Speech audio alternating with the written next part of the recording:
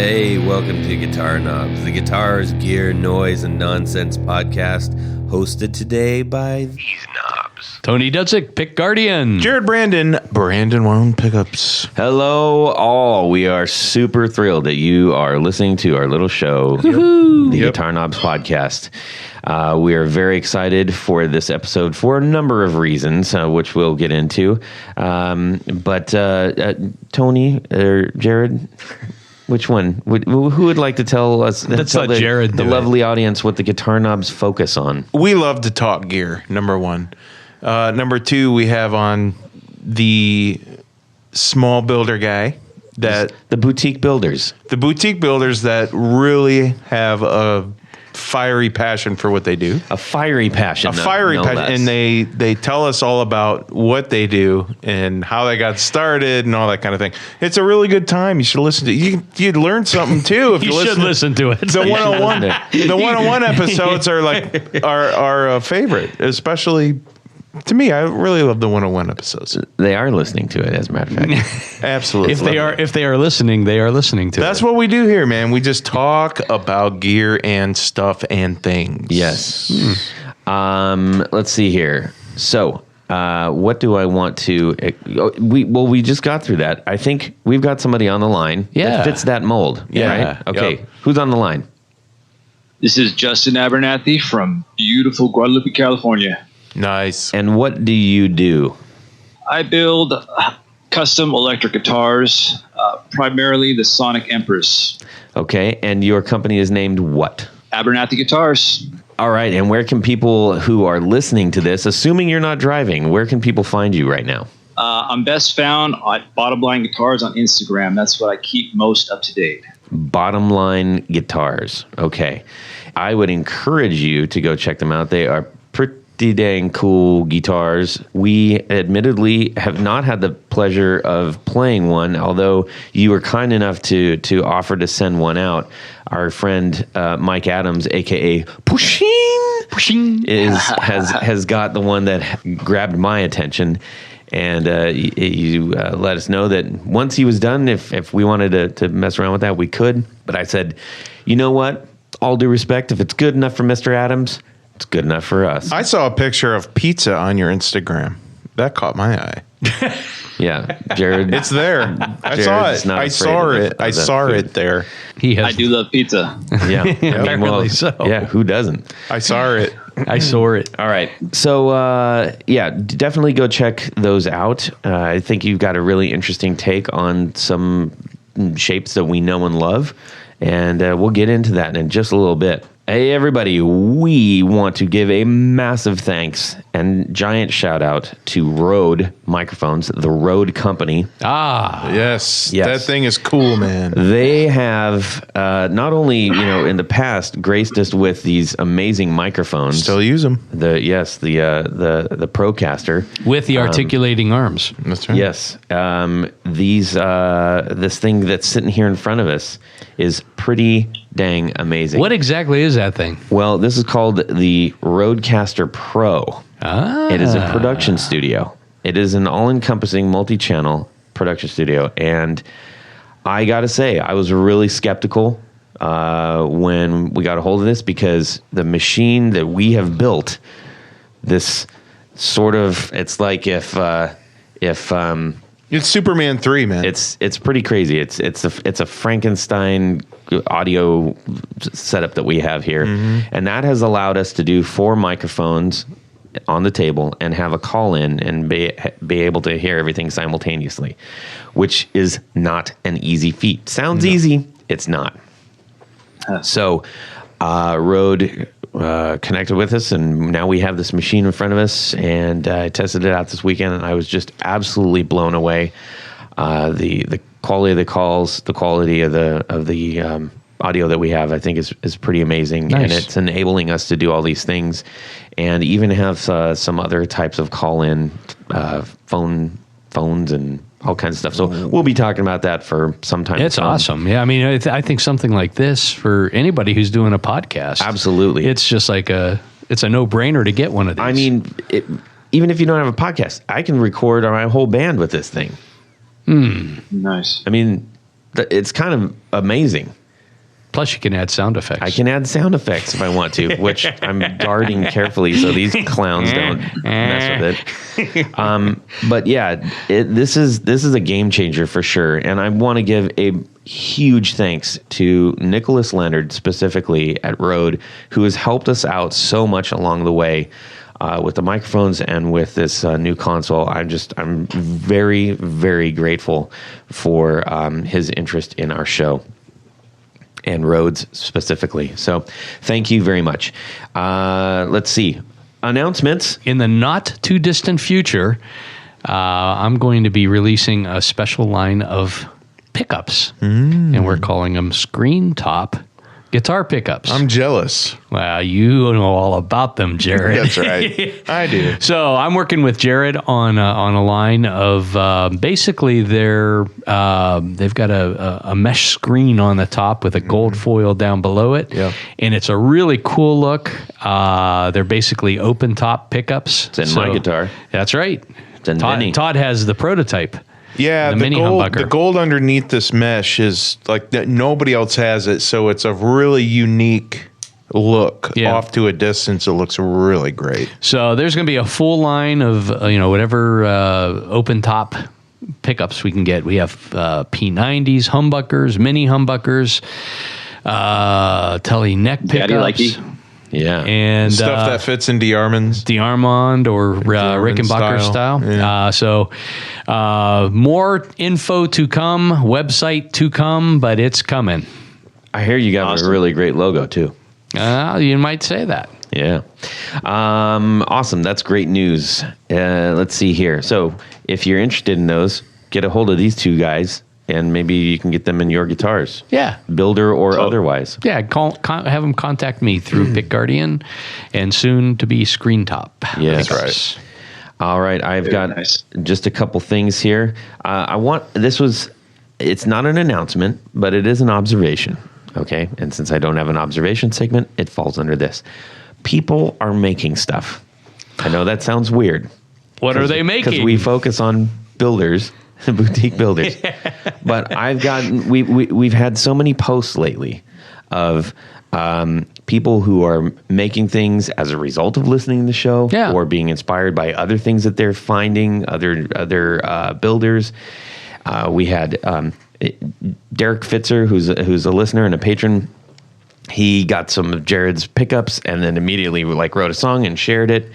And we had another one of our listeners, Nick Flager, I believe it's pronounced. He built an aluminum neck guitar after hearing all the episodes where the builders say, I had no idea what I was doing, but I knew I wanted to try it. This guitar it looks fantastic. That is the sickest neck I've ever seen. It's so awesome. And I had to check. I'm like, wait, this is the first time you've built a guitar and you decided to build an aluminum neck guitar? Yeah. He's like, Impressive. well, I work with aluminum all day, so it's a medium I know well. And for our friends in the United Kingdom, that would be aluminium. Yes, although they're throwing the extra vowel for no reason. I don't understand it. I saw it. Yeah, but anyway, so Nick actually works at Detroit Bikes, which is one of the last bike stores in the entire bike manufacturers in the entire country that makes everything, or that makes their bikes in the U.S. US of A. USA Steel and everything. So check those out. Thanks so much, Nick, for sharing that with everybody. And then we got Anthony Lathrop, who's he's just diving in and building amps now. Yeah. Nice. It's really cool. I'm just that thrills me to death. I love that. Yeah, I reworked a lipstick pickup for him not too long ago. Yeah. Yeah. So you're building things. And then also... And keep letting us know. Yes, please. Yeah. If you are doing new projects, whether you're building pedals or whatever you're building. Amps are not easy either, man. Heck no. That's crazy. Heck no. It's dangerous. Yep. Could be, yes. Ask Rob from Mad Cow. Wear your safety hat. Yeah. And then we also got another, this happens quite a bit too. We get people who are like, I'm just starting, or I haven't played in a long time and I'm jumping in again. So we got a question from Bob Palmer. He says, I'm a major noob here. I'm 57 years old and started music theory and guitar last November. I have so many questions. He said, how can I talk to one of you or all of you or email? And I said, well, tell you what. We're going to ask sort of just generally, we're going to open-end it. Like, if you were just starting out, all right, playing guitar, you're learning music theory, which I admittedly don't know. I've tried it a couple times. I don't know what you're talking about. Yeah. What are a couple things that we could give advice to him and anyone else who's just jumping into music right now to maybe a first base go-to? The Mel Bay guitar method. Really? That's how I learned. Actually, get yourself a metronome. And if you're trying to learn something difficult, start out slow and then, increase the speed as you go. I think starting out slow is hugely important. Most of us want to race to the end, including me. So You don't know about the Mel Bay guitar method? I don't. Oh, that's I'm not 75 classic, years man. old. Nor am I. Justin, do you have any words of advice? I think it just depends on how interested the player is. For me, I just needed a guitar, and that's all it took to get me to learn. I just wanted to do it so bad. So I think, just getting some kind of sound making device in the hands of, the so inspired. Does anybody have any sites or anything that they've explored? It's crazy because there's a million. When I started, there was no internet, You go to a anything guitar like that. shop and buy a music book. Well, but there's so there's many things better online ways to do that I mean, now. through YouTube. I mean, when I'm learning a new song or an old song, I usually go to YouTube and see, if somebody has something out there, or if you need chords or if you need words. I mean, back in the old day, we would tape something on a cassette and keep rewinding it and jot down all the words. It got a little better because you had Winamp on your computer in the early 2000s. You can actually get the app to slow it down. I didn't have a computer when I started. Wow. This is riveting.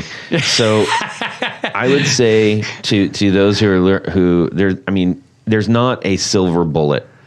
I don't know of one that's going to learn you all the stuff right away. And I think having a couple things that you can draw on is really helpful. Yeah. I know Music is Win has a great program for learning technique, especially, and understanding theory. There are many ways to do that out there. I would also say, so I'm a player who likes to learn by playing the songs that I know.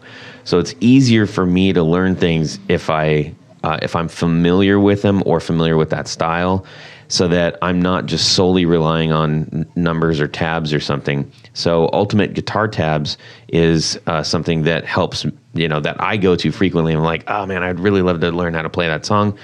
That's a phone app. It's also a website, and it's free. There are features that you can use to start paying for those certain features. But I think it's really, really helpful. First and foremost, I guess maybe learn your cowboy chords. Can't go wrong there. Because if nothing else, and this is actually what I'm teaching my daughters right now. I'm like, learn the cowboy chords, and the cowboy chords are your basic major chords. Okay. First position chords. Sorry. See, I don't even know how to say it right, but it's cowboy chords. And what are those, Tony? E, A, F, C, G, C, B, D, A. A minor, Yes. E minor. So it's those. And honestly, with those chords, D7. you can play any Johnny Cash song ever made. You can play just about any punk rock song ever made. EAD. You can play EAD, almost EAD. any Clash song ever made. GCF, which counts, 'cause I love the Clash. GCF. You can play almost any Oasis song. It is crazy what those chords will unlock. Now, aside from the chords itself, what this does, if you just choose one of those chords and just play that chord all by itself, the other thing that you have to remember, it's not just the fretting hand you got to worry about. You have to worry about your rhythm. My daughter is a very accomplished violinist who can't keep a rhythm on a guitar to save her life. And so it's playing it's learning how to do the both hands at the same time. Yeah. And getting a rhythm down. Once you start to get your rhythm down, just with that one chord, you start changing positions. Add a new chord, and pretty soon, before you know it, it's all about rhythm and melody. You got all the cowboy chords, and you got a good rhythm right hand, and you're off to the races. You can sing Kumbaya. That's my advice, and I'm a hack, so take it. But no, those are all good, excellent things. I mean, and if you, I think most people, if they know a song, they want to learn to play a song, they can find many different versions, whether it's YouTube or tab chords or whatever. Yeah. And that's a good place to start. And you don't play it at the same speed that you hear it recorded at, because when you're starting out, you need to slow it down. Yeah. And just take your time and do it. I say so. All right, everybody. We have one other little bit, then we're going to we still have Justin on the line. I'm sorry, we just have an awful lot going on right now, Justin. Justin who? Is that okay? It's all good. Here's one more little thing here. So our friend John Anglin, he's got his 4 on the Floor, patron and great supporter of the show. His 4 on the Floor, the full tone Deja vibe. He says, I love this thing. I haven't tried a lot of vibes, but with this on my board, I'm not looking. I run it pre-gain. I run this into an OD, an overdrive, and it's just magical. This will never leave my board. Well, all right. He also has the Tomcat, builder out of New York, the White Muffer. He says this is the best muff-style fuzz pedal ever. This thing is awesome. It delivers just massive tones. I push it with a mid boost from my MS3 to cut through the mix in a live band situation. Unfortunately, Tomcat recently discontinued all 6 of his fuzz pedals. Oh, that is unfortunate. But I also have his Bender fuzz. So I guess if you want to get one of those, you're going to have to go find it on Reverb or on Craigslist. He also named the Wampler Tumnus. That's a very popular pedal. He says my tone, and I'm just playing for me. That's his favorite tone. Neck pickup through the Tumnus, gain down around 9 o'clock or less. It just sings. He also says the Hermida Audio Love Pedal Zen Drive. The red enclosure. He says the voice knob is a key, and it makes this extremely versatile. There are many flavors of Zen drives these days, but this seems to be the one that he has gone for. So right on. Thanks for sending that in. And we're going to continue to share our patrons 4 on the Floors as well, just because we like them so much. Doggone it. And we can. All righty, everybody. We're going to get to what's going on in our music world this week. All right, Justin Abernethy of Abernethy Guitars, what is going on in your music world this week?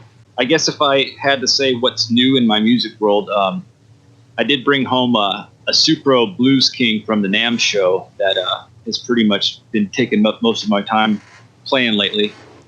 The little, I think it's a 15-watt 112 combo. Okay. I have a Supro Black Magic. I'm liking that. I'm liking what they're doing with that. Yeah, it's a sweet little amp. It's got reverb and distortion, and for what it is and for the price, it's a pretty sweet little combo. And is that something that you're testing guitars out on, or is that you're just like your pleasure playing amp? Right now it's just kind of literally my bedroom amp because it's a lot more petite than even most of the 112 combos. It's like the size of a champ. It's kind of It's not very deep. It's a real short, squatty amp. So it's nice in the corner of my bedroom here. Awesome. But yeah, it's been great. It's been, it's pretty much been my test rig too lately, just because I have quite a few different combos. So I really just have one out at a time just for space restraints. Awesome, man. Cool. That when you picked that up at NAMM? Yeah. They gave me one it was a test for the booth. And I had actually already pre-ordered one prior to going to the show, so I was actually able to play with it for the first time at the show. Oh, nice. And then when I got home, it was here waiting for me, so that was pretty nice. That's cool. That's cool. That's the best Come when home you to have a new little gear gift. waiting for you when you get home. Oh. Yeah, totally. I have upped my ante on that, where we've got I've got one of those security systems so I can see who's coming to the door and everything.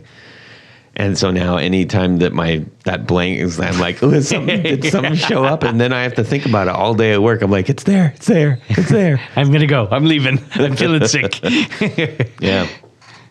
Tony, how about you? So I've got, 3 or 4 projects that I'm working on right now. Switching out pickups and some hardware and pick guards, of course. And it's just one of those. I don't know. Sometimes, like I said, when it rains, it pours, and I'm in the middle of a bunch of them. And I guess it's a good distraction. After chopping up plastic all day long, I get to do a little bit of building and soldering and that kind of thing. So that's what I've been doing this week. Awesome. Jared, how about you, buddy? Well, I've been looking at getting a JCM 800 just because that is a very old, awesome, classic amplifier that has, it's been around for 30, 40 years now, 30 years, 38 years or something. I don't know. Well, it was the the JMP, and then it became the JCM. 800 was in the 80s. Yeah, in the 80s. So, yeah, almost 40 years old. So, anyway, it's just a classic amp that a band, even anybody who's anybody, played one. So, a buddy in Fremont guitar shop has a couple. He owns a few of them, and he also had one in his shop. And so I kind of had 2 to choose from because he's not letting go of the one. But I took a 50 watter home and cranked that sucker up, and I just so happened to have a JCM 800 cab, so it was a match. So it just, I see where all the hoopla's lying. It's in that. Is that a 50 or 100? It's a 50. Okay. But, I don't need the 100 blow my eardrums out. Sure you do. But, you've got an Ox. Sure. Oh, yeah. But I also have 7 or 8 other amps, so I need 6 more Oxes. But no, I cranked that sucker up, and it's everything I thought it was, and I might end up with one of those. I don't know.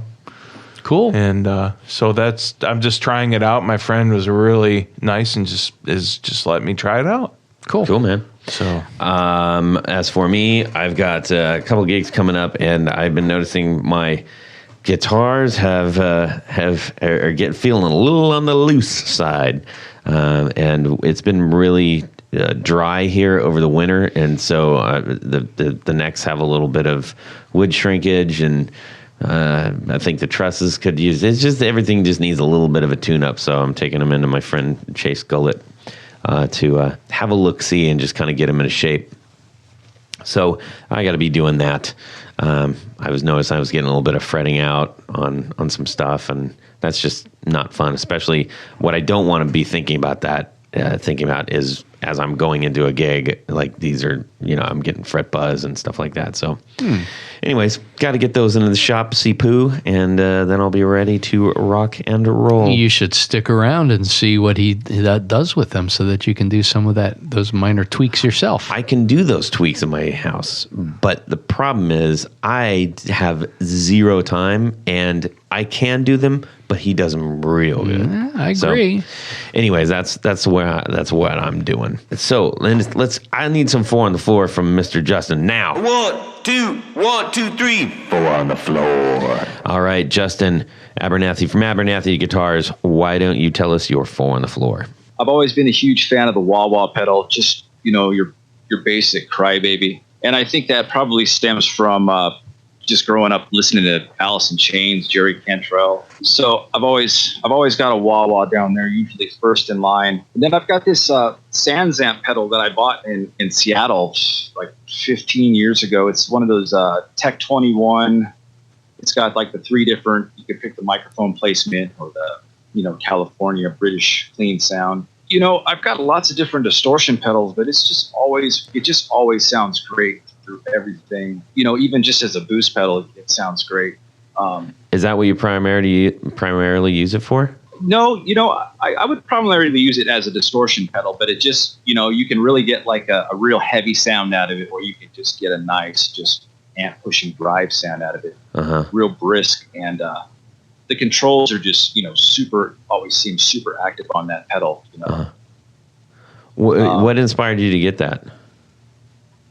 You know, honestly, I think that, you know, I grew up, I was in high school in the 90s, and I was like way into Nirvana and, you know, all the Seattle bands. And I think I read some interview at some point saying that like Kurt Cobain was using a Sansamp Tech 21. I don't know if he actually ever was or not, but I sought out the pedal, and that's kind of what led me to that one. What do you got for number 3? It's called That Bloody Delay. It's made by Kevin LeBlanc at Sound Slice Effects up in Canada, and I think it's based off the Deep Blue. It's like an analog delay. I've been using that a lot lately, you know, kind of as a slapback or just to get a big ambient sound. It's a pretty nice sounding delay pedal. And I guess lastly, well, I don't know if it's really considered a pedal or not, but I really like using a reverb unit. I've got one of those one of the Brown Fender reissue units, and that's been a staple in the rig. Is that so? That's like a top of the head kind of thing.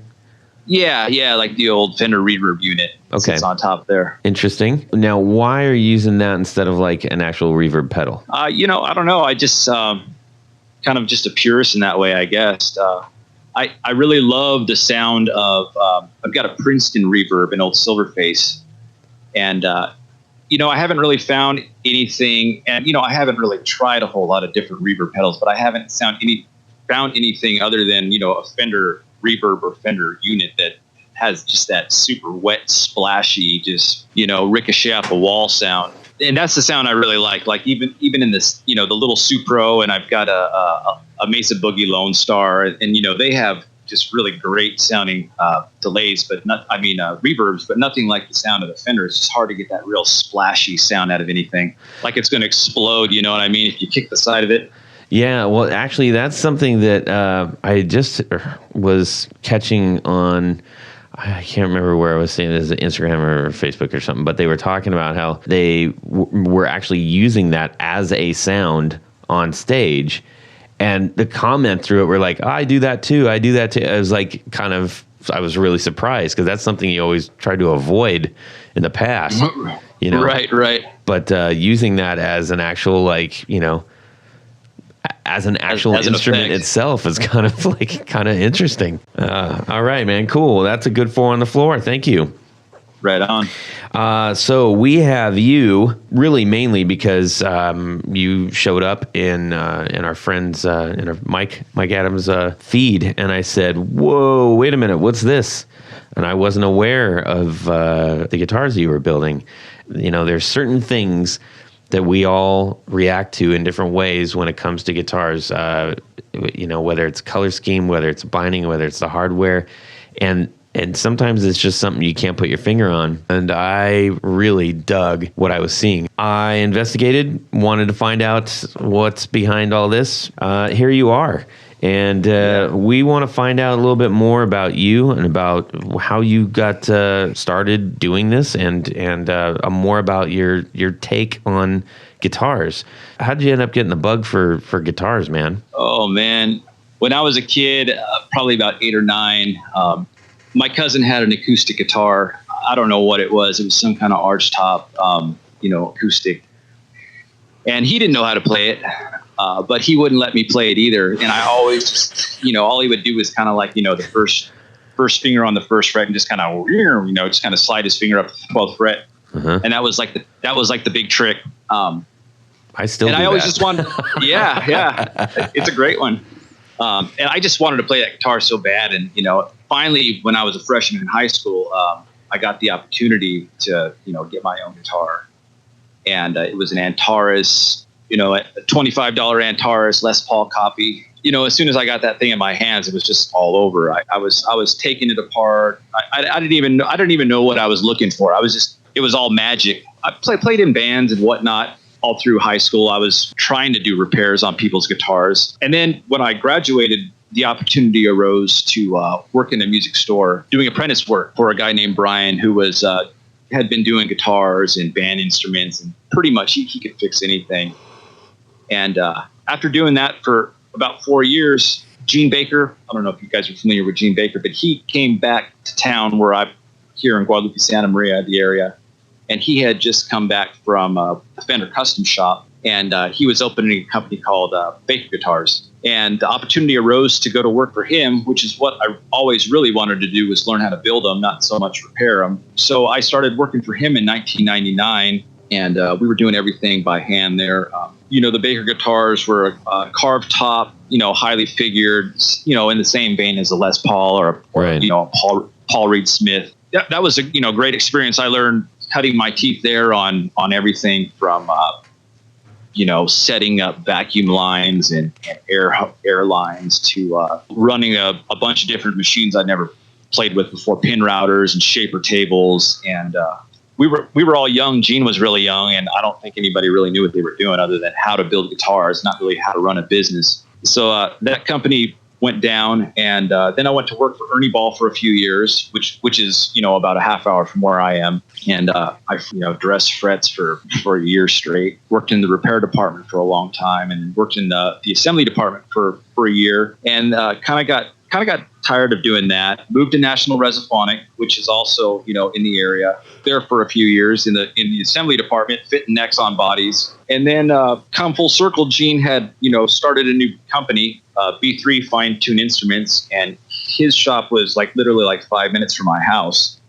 So I went back to work for him, and shortly after all that happened, he merged with these two guys, and they created the Premier Builders Guild, which was kind of an umbrella company. America was basically an umbrella company for making other boutique guitars. We were doing guitars for Cole, Super Glide Almighty, and guitars for Giffen, guitars for Jason Schroeder. We were doing the Fanos there. I was pretty much head of assembly. Yeah, I was kind of a high man on the totem pole. The company wasn't doing so well. New management came in. I got laid off, and pretty much at that point, I just decided, it's time for me to do my own thing. And that's pretty much where I got started. That was pretty much New Year's 2012 is when I got laid off. So it's been about 7 years doing it here from the shop at home. Wow. And, I wouldn't really say it's picked up a lot of momentum, but it didn't really get serious until the last couple years. I have a daughter, Lola. She's 4 now, and she really made me put life into perspective and, realize that I'd have to make this happen one way or another. I had some other problems along the way with alcohol and whatnot, and I had to go through a bout of sobriety and had a little time in the hospital with some stomach problems, and just everything that just kind of made me focus on what I'm doing now.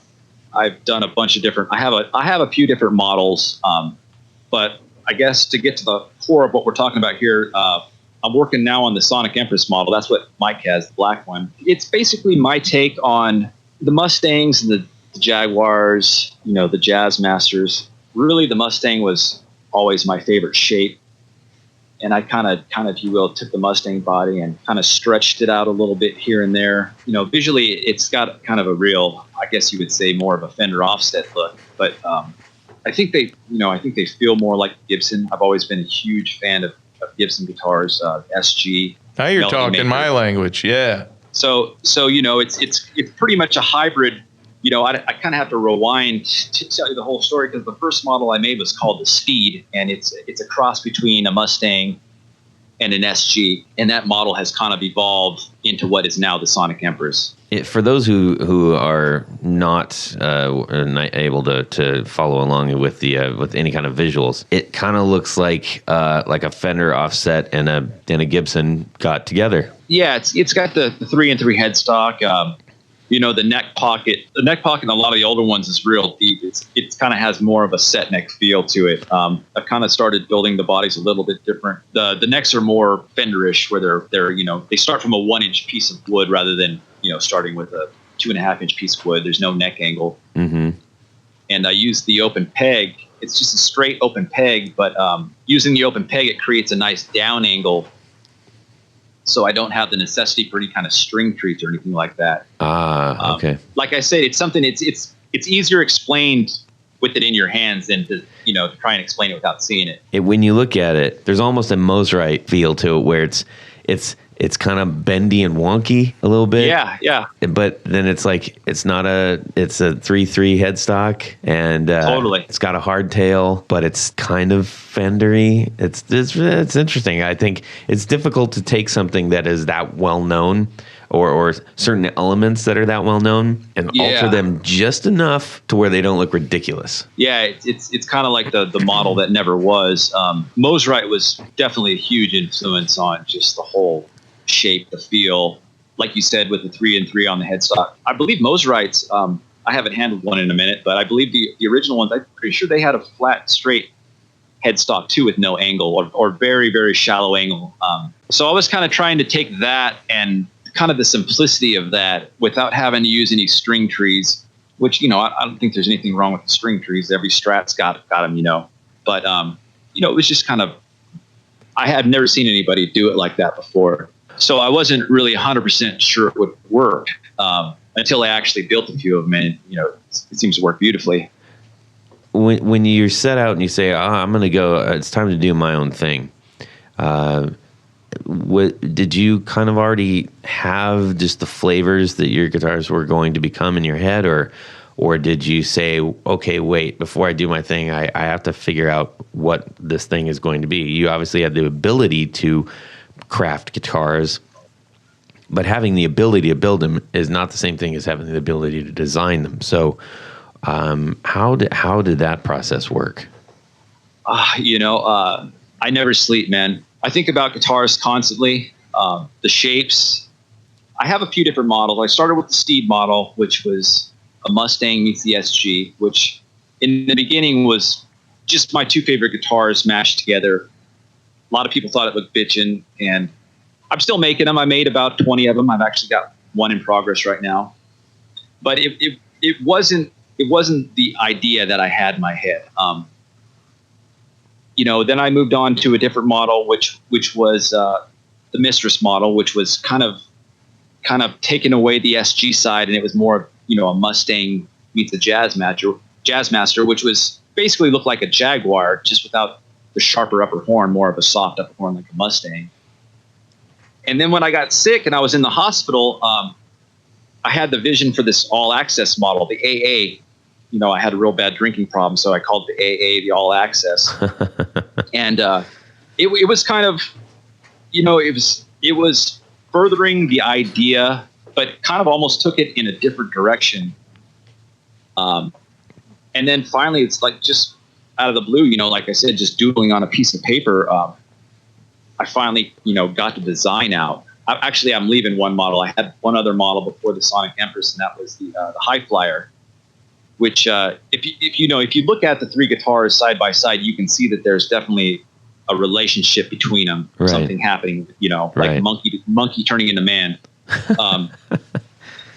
But the Sonic Empress model literally came out of like a sketch, and it's one of those things where the lines were all so subtle that just it's hard to explain, but just slightly turning a curve this way or that way kind of made everything look wrong. Oh yeah, it was just a tiny little sketch drawing, like on a little Post-it pad, and then I kind of had to take that exact picture and kind of blow it up, and then kind of retrace it by hand, and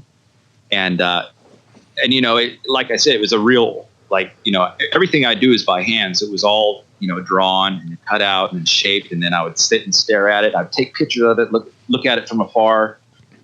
And the first one I made was like really, it's pretty offset, but the first one I made was like had a really fat bottom on it, which is now kind of my Sonic Empress base model. It's a little bit just heavier. So the guitar model, it's about the size of a it's about the size of a Mustang, but it's a little bit more petite. It's you kind of have to see them side by side, but it's a little bit more narrow. It's not as thick. On the neck, on the other hand, is a full 25.5-inch scale rather than being like a 24-inch or. But yeah, so to answer your question, I I did have the idea in mind. It just took me building, these other models to finally get the exact idea into fruition. I think all the other models are great too. They're just not what I had in my head 100%. You know what I mean? Yeah. And I build them one at a time. So there's still like a lot of different variations that I haven't even been able to tackle yet. Like I still want to do one with a German carve and a couple different body radius styles and just different pickup configurations I haven't had a chance to get to yet. As you're kind of going through these designs and figuring it out, what were some of the big obstacles you hit? There's always different obstacles. I mainly just wanted to have something that was laid out, that was nice and balanced. So when you take your hands off the string, the neck's not going to dive. Switch layout placement, it's not so much of a problem. It's just kind of, I know what I like. Is everybody going to like this kind of thing? A few things that I've ran into is like I do a variation, like I call it the Model T, which is basically a Tele bridge pickup and a P90 in the neck. And I have the switch there on the upper horn. And originally I had a Tele three-way switch up there in the same position where I have the three-way toggle switch. And it was just, it looked really cool. I really loved the way it looked, but in your natural playing style, it was just really odd to have to switch the switch in like a horizontal fashion like that. It just seemed really unnatural. So, figuring out solutions around things like that, like I said, I still have a version of the Sonic Empress where the pickguard will actually come up on the upper horn, like on a Jazz Master. Like right now, it kind of has almost a jazz bass feel to it. Where I have another version that will kind of have like basically like a Jazz Master. Where it'll go up into the top horn. That way there'll be another spot for a switch right there if somebody wanted like a Les Paul style switching option or something. Right. One of the things that I was attracted to about these as well is that I have mentioned several times on the show is like I play a relatively hard right hand. I'm not the finesse player. I'm not the super noodler or the shredder or anything. And I think the layout of your guitar and the guitars and just the overall build, like as you've been describing, they're not brutalist in nature, but they spoke to me in a way that I felt like, okay, this is a hammer, not a surgical instrument, and I kind of like that. Yeah, absolutely. They're built to be played. That's one of the reasons why I like the distress finish. Especially like the NAMM show, everything I had some degree of distress, and I think it's easier mentally just to play a guitar that's already broken in because you're not worried about scratching it. Like every new guitar I've ever had, I've always spent more time staring at it and wiping it off than playing it because I was afraid. You're always worried about putting your first ding in it or whatever. Right. But past just the visuals, yes. They're designed for like the working guitar player, just a volume, a tone, a switch, and your pickups, and not a lot of, frill going on in there. No, but enough in the way that you've got the shape of the body's got a lot of character, so it's not overdoing it everywhere else, and that's a tricky thing to do. And I think that's why you've got a lot of people. I would suspect that's one of the reasons that people are finding interest in them without having played them. You know what I mean? Like myself. Right. I'm a cheeseburger and fry, a pepperoni cheese pizza guy. I like it simple and clean and to the point. And I have just real bad OCD with things, and I get too distracted even by two different kind of wood grains on the same guitar. You know what I mean? So that's why most of my guitars are opaque. If you look at them, there's kind of I wouldn't say a theme, but they definitely all look like brothers and sisters. Yeah, together, I can dig that. Well, dude, I really appreciate you sharing your story about the guitars. I encourage everybody to go check them out. I'm really hoping someday we'll cross paths. I get out to California relatively often, so maybe I can swing out or something and try one of those things. And if not, I'll just have to ask Mike Adams to, tell me every little detail about playing. Yeah, man, I'm right here on the main vein here on the coast. So if you're ever driving from Santa Barbara to the Bay or anywhere in that area, Pismo Beach, you got to stop by and check me out. Right on, man. Right on. I will do that. Well, thank you so much, man. We're gonna get to Jared's favorite part of the show. Okay, everybody, it's time for Would You Rather? This week's Would You Rather is brought to us by Johnny Red Jive on the Instagram-o. And it's really cool, and it's right up my alley. I like time travel and all that kind of fun sci-fi stuff. And so this is what we're going to do. We're going to hop into a time machine, go back around 1968-ish, and we're going to bring back one of the two amps you have to choose from in that time period, because that's all I have at the store at the time. It is either a Plexi JTM 45, a very common Marshall amp back then, great classic rock and roll amp, or would you rather bring back a Fender Bassman? Now, there's a really crazy thing about that. Why is this kind of a trick question, Jared? It has been said that the Marshall JTM 45, that it was pretty much copied from the Fender Bassman circuitry. It says right there. Oh, 59. Okay. Well, we could say 59. We went back to 59. I thought we said 68. He went back to 1968. Yeah. Oh, okay. And they're still at the store because they're used. Oh, okay. Yes. Okay. So, would you rather bring back a 1959 Fender Bassman or a Marshall JTM 45, aka Plexi? What year was the JTM 45? He didn't say. Okay. So we're just going to go with the information that he gave us because it's his four on the floor. That's right. All right. Tony.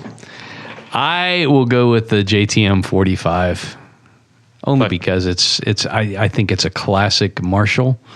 Yes, the circuitry is based on the Bassman circuitry, but Jim Marshall did a lot of changes to it to make it a better guitar amplifier rather than a bass amplifier. Not to say that you can't use the Bassman with a guitar, because a lot of players do. Most do. Yeah. Some. I'm definitely going to go with the Marshall JTM 45. I have a clone of one, and man, when that thing's cranked up, it is classic rock time. So I'm definitely going with the Marshall JTM 45 Plexi. Okay, that leaves me and you, Justin. Justin, you're going to go ahead and go first. So which one are you choosing? I'm going to have to go with the Marshall. We're talking 60s. I'm a Jimi Hendrix fan, so I never remembered seeing Jimmy play too many Fenders. I'm sure he did. But I'm a Marshall guy on that level. Okay, excellent. And Todd, I'm gonna break everybody's hearts here, or maybe not. I don't know. I'm going with the Marshall too. I've never owned a proper Marshall. I had a Marshall Valve State back in the day, which is a garbage nightmare. One of those. Dreadful piece of work. Yeah. But I think that would be pretty awesome. I would like to have one in my collection of currently one. I got two amps. It's fine. Anyways, that was a good one. Thanks, Johnny Red Jive from Instagram. Appreciate you sending that in. And if you have one that you would like us to read, make sure you just hit us up, send it to us. Okay? Yeah. All right. Tony. Yeah.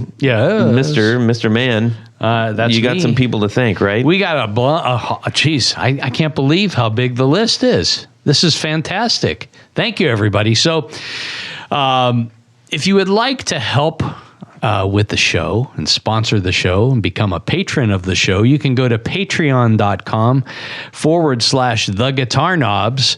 And there are various levels that you can participate in. You get some really great prizes and rewards, if you could look at them that way. And hopefully you guys all saw my recent Instagram where I had a whole counter full. All the rewards and everything. It's cool. That took like a whole day to do, man. It's cool stuff. There's really great things, various levels. You can explore that on Patreon. But this next group that we're going to thank especially is our part of our executive producer group. And Jared, one of the things, in addition to all the great prize packages that you get, what happens? Well, you get to have your name read on the thing. And that's what I'm going to do right now. I can't wait. As we sit here, I'm going to read this name. And I'm going to read it from our newest to our oldest and most dear. So let's welcome on board. Oh man, we've got 2 news and 1 who upped his patronage. Oh boy. So now he's an executive producer. So let's start with Mr. Tyga Harmon. Yay! Welcome aboard, my friend. Tyler Bray. Hey! You too. And John Anglin, who's now jumped into the executive level. Thank you, John. Thanks, John. Let's go backwards. Anthony Lanthrop, Johnny Knowles, Stefan Lamb, Rick Langlu, Michael McVeigh, Michael Sanchuk, Brian Robison, Jonathan Jerusik, Ken Sayers, Corey Nigro, Brad Partridge, Michael Van Zant, Doug Christ, Darren Gregory, Robert Marfleet, Chris Kearney, Sean S., Oliver Gonzalez, John Daly, Robin Smith, Pete Marshall, Carlos Mancha, Matt Brammer, David Wolfson, Martin Cliff, and our original Tom Barazin. All right. Thank you guys so much. Your support is so meaningful to us, and we thank you greatly. So let's see. Justin, where can people find you? I am on Instagram at Bottomline Guitars, or you can find me at AbernethyGuitars.com, or if you just want to send me an email inquiry about guitars or an order, or you just want to talk guitars, I'm at bottomlineguitars@gmail.com. Excellent. And I've also got lots of guitars for sale right now, for sale at Reverb. Oh, killer. Yes. Check him out on Reverb for sure. Tony. Yes. Where can people find you? Let's just say you need a custom pick guard. You're changing out pickups like I'm doing this week. Woohoo! And pick guards and everything else in between. Screws. Go over to pickguardian.com. And all of my contact info is on there. There's some pictures. There's some ideas. You can go over to Instagram to see some of the projects that I've been talking about. And even on Facebook. Yay! And if anybody needs some pickups, new pickups or old-looking pickups that are still new pickups, or a repair, go to BrandonWoundPickups.com and hit me up.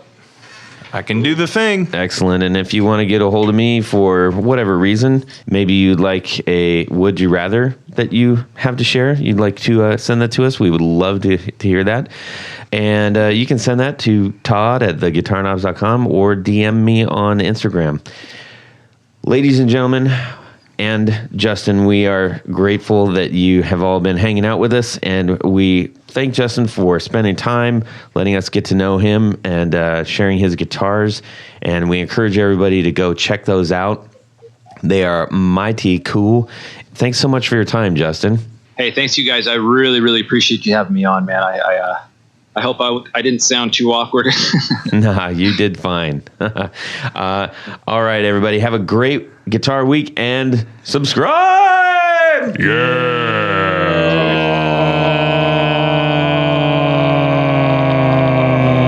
All right, you guys did this behind my back, didn't you? Oh my gosh, that was dreadful, but awesome. This week's Would You Rather... Well, that's it for these knobs. Please visit our Patreon page at patreon.com/The Guitar Knobs. Visit our website at theguitarknobs.com for all of our past episodes, 4 on the Floor blog, and other good stuff. You can connect with us on social too at our Facebook page and share your gear and stories on our Facebook group. Also, be sure to check out our Instagram at Guitar Knobs. Catch you next time.